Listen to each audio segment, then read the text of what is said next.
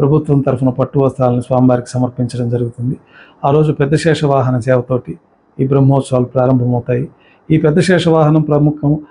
ఈ శేషశైల పర్వతాలు శేషుడిపైనే నిత్యం స్వామివారి వైకుంఠంలో పవళించి ఉంటారు కాబట్టి, అత్యంత ప్రీతిపాత్రమైన సేవకుడుగా శేషుడు ఉన్నాడు కాబట్టి, శేషాద్రి పర్వతాలపైనే స్వామివారు వేంచేసి ఉన్నారు కాబట్టి, మొట్టమొదటి వాహనంగా పెద్ద శేషవాహనం పైన శ్రీ మలయప్ప స్వామివారికి విశేషంగా పెద్ద శేషవాహన సేవ నిర్వహించడం జరుగుతుంది.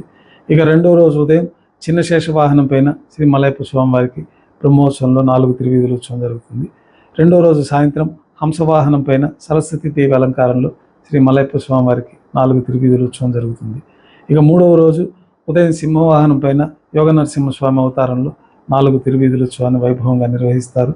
ఆ రోజు సాయంత్రం ముత్యపందిరి పైన ఉభయ దేవేలతో శ్రీ మలయప్ప స్వామివారికి విశేషమైన కృష్ణావతార ఘట్టాల అలంకరణలో స్వామివారికి అలంకరించి 4 తిరువీధుల్లో ముత్యపందిరి వాహన సేవ జరుగుతుంది.